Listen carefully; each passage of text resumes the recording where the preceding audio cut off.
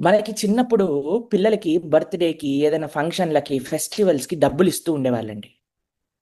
డబ్బులి చుట్టాలందరూ వచ్చి డబ్బులియ్యంగానే వెంటనే అమ్మనో, నాన్నో వచ్చి "ఎంత డబ్బులొచ్చాయి? మొత్తం ఇచ్చేసేయ్" అంటే, "ఏయ్! ఇది నాకొచ్చింది. నా పుట్టినరోజుకొచ్చింది." అంటే, "నీ పుట్టినరోజుకే వచ్చాయి. నీవే ఉంటాయి. నాకియ్యి ఫస్ట్" అని మొత్తం డబ్బులు తీసుకెళ్ళి వాళ్ళేం ఉంచుకోరండి. ఒక చిన్న మాకు సీతాఫలం లాంటి ఒక దాన్నేమంటారు పిగ్గీ బ్యాంక్ అంటారు. ఆ! అలాంటిది ఒకటుండేదనమాట. మట్టితో చేసింది. దాంట్లో వేసేవారు. దీంట్లో వేసుకో, దీంట్లో పెట్టుకో, నీకు అవసరం వచ్చినప్పుడు పలగొట్టి తీసుకుందు గాని అని మొత్తం డబ్బులేసేస్తారు. ఎందుకండి? చిన్న పిల్లల చేతిలో ఉంటే ఎలాగైనా పాడు చేస్తారేమో అని భయం. అలా అని వాళ్ళ ఖర్చులకు వాళ్ళు ఉపయోగించుకోవట్లేదండి. మన కోసం పెట్టి ఉంచారు. ఎప్పుడైనా సరి అయిన సమయానికి ఇద్దాము అని. అవునా కాదా చెప్పండి? అలానే మనం ఎలాగైతే మన పిల్లల గురించి ఆలోచిస్తున్నామో, భగవానుడు మన గురించి ఆలోచిస్తున్నాడండి. అయ్యో! వీళ్ళకి ఫలితాలొచ్చేస్తే ఇప్పుడేమన్నా పాడు చేసేసుకుంటారేమో, దాన్ని నా దగ్గర పెట్టుకుంటా, నాకివ్వమంటా, వారికెప్పుడు కావాలో అప్పుడు నేనిస్తా. అందుకే భగవంతుడు అంటున్నాడు కర్మ చెయ్యి. ఆ ఫలితాన్ని ఆశించకు. ఫలితం కోసం పని చేయకు. నీ బాధ్యతగా చెయ్యి దాన్ని. సిన్సియర్‌గా చెయ్యి. సీరియస్‌గా చెయ్యి.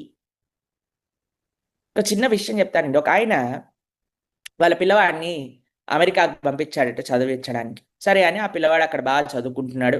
ఉద్యోగం వచ్చింది. మంచి ఉద్యోగం రాంగానే డబ్బులు బాగొస్తున్నాయి. ఆ!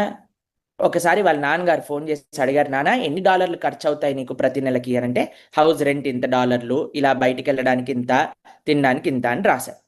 అయితే $3000 నాన్న ఇంత ఖర్చవుతుందంటే, $3000 నీ దగ్గర పెట్టుకొని మిగతాదంతా నా బ్యాంక్‌లో ఏసేయి. అనేసరికి ఆ పిల్లవాడు బాధ్యతగా తండ్రిపై నుండే గౌరవంతో మొత్తం డబ్బులన్నీ తీసి బ్యాంక్‌లో ఏసేస్తుండేవాడు. మిగతా స్నేహితులందరూ తిరగటము, పిచ్చి పిచ్చి పనులు చేయటము, రేసింగ్ చేయటమని, డ్రగ్స్ అని, ఇవన్నీ అన్ని పిచ్చి పనులలో ఉన్నాడు. కానీ వీడి దగ్గర చేయడానికి డబ్బులే లేవనమాట.